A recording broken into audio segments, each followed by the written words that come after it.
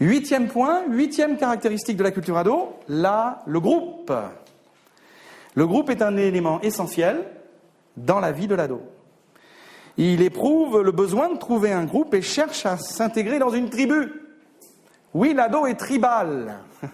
Il cherche une tribu pour y planter sa tente. Voilà. Et il en a besoin. Alors bien sûr, pour les parents, c'est un peu compliqué.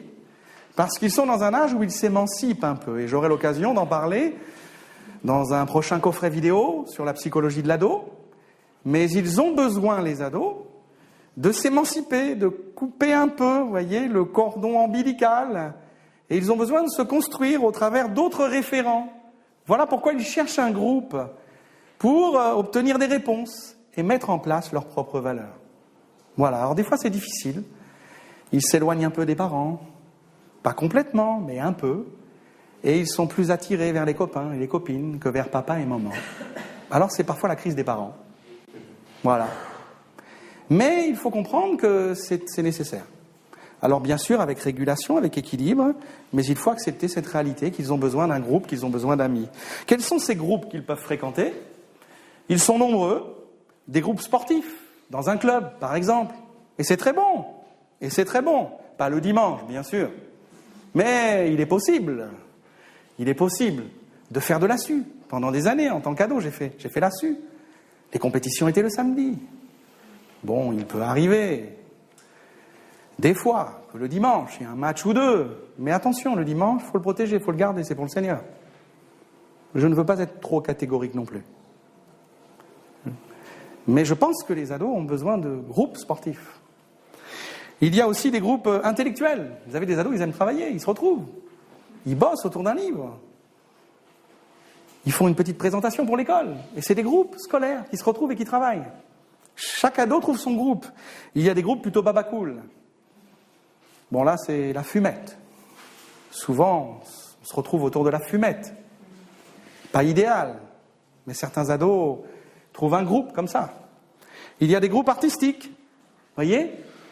Une école de danse. Ils se retrouvent, des amis, un groupe, un spectacle en fin d'année. Mes filles sont à une école de danse. Et elles se régalent, et elles ont des amis, elles ont tissé des liens. Et c'est sain, S-A-I-N. Voyez ? Et ça leur permet de construire leur identité sociale. Il y a aussi des groupes écologiques. Voilà, des amoureux de la nature. Voilà. Le scoutisme, par exemple. Voyez ? Créer des groupes un peu écologiques. On construit, on bâtit. On crée des latrines. On crée un four. On scie du bois. On fait du feu. Version écologique, groupe d'amis.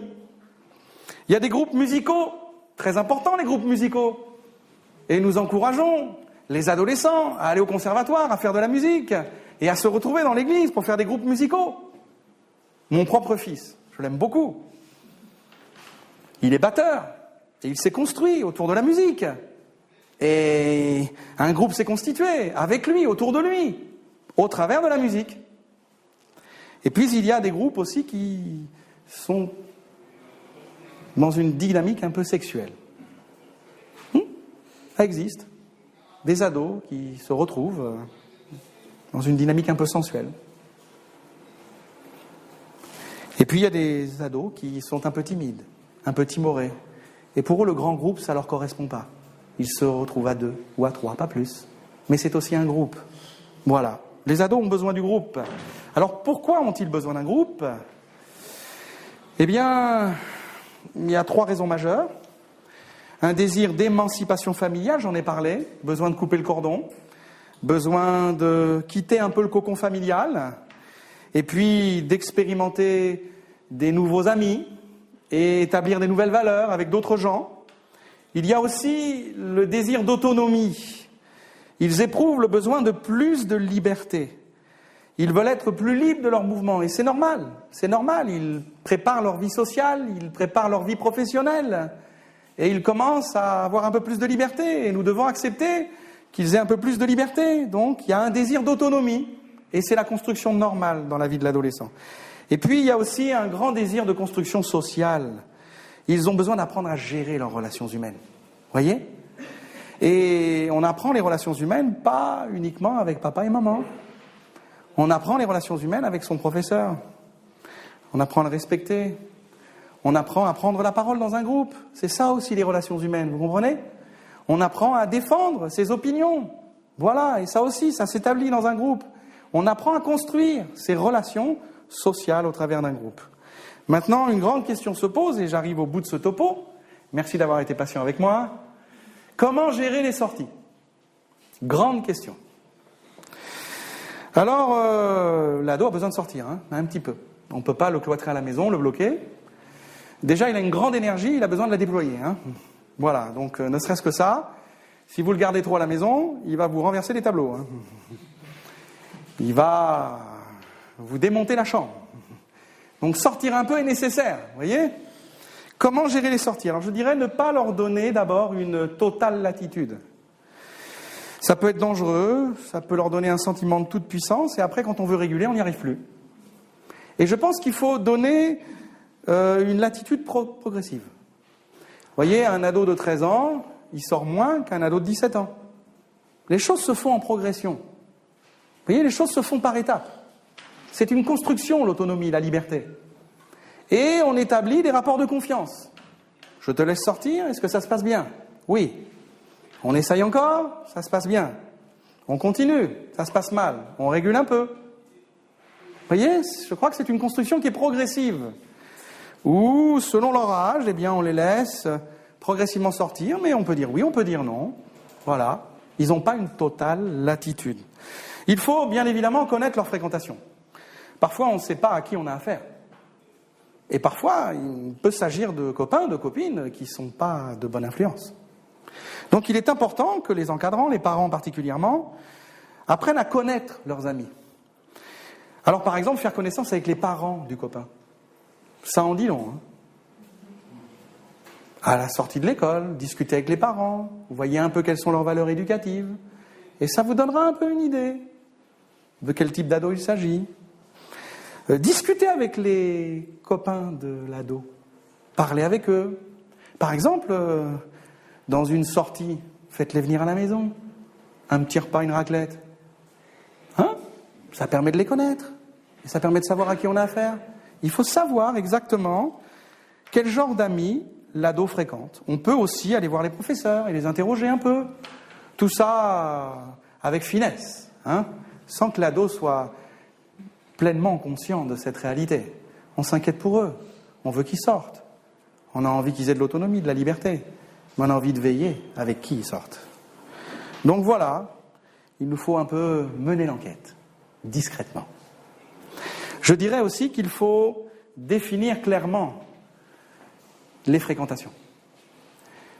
On peut dire oui à certaines fréquentations, et puis il faut être capable de dire non à certaines autres fréquentations. Et il faut avoir le courage de dire non parfois. Vous voyez, quand on est conscient que c'est pas bon pour lui, il faut dire non. Et il faut définir avec l'ado qui tu peux voir et qui tu peux moins voir, ou qui tu ne peux pas voir du tout. Voilà, c'est à définir au départ. Il faut que l'ado soit clairement informé de sa zone relationnelle qu'il peut développer. Je dirais aussi qu'il faut établir des créneaux horaires précis. Voilà, tu rentreras à telle heure. Et il faut l'aider à respecter l'horaire, voyez, et être ferme sur les horaires. Alors pas donner un horaire trop kitsch, trop réduit, trop limité, voyez, qui les prend à la gorge. Un horaire un peu plus large, voyez, mais il faut le respecter.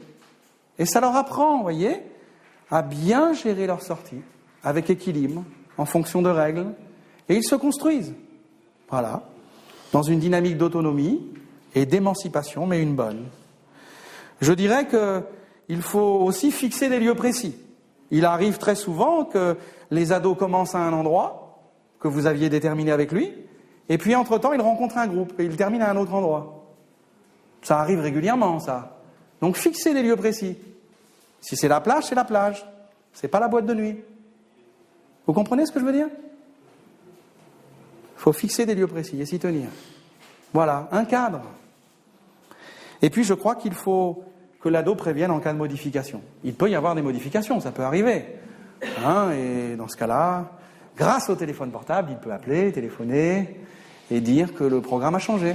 Mais je pense qu'il faut que les parents, les encadrants soient informés. J'arrive au bout, j'arrive à la conclusion. On peut se sentir complètement déshérienté face à cette culture ado. Parce que c'est vrai qu'avec l'âge, il y a un écart. Avec l'âge, il y a du décalage.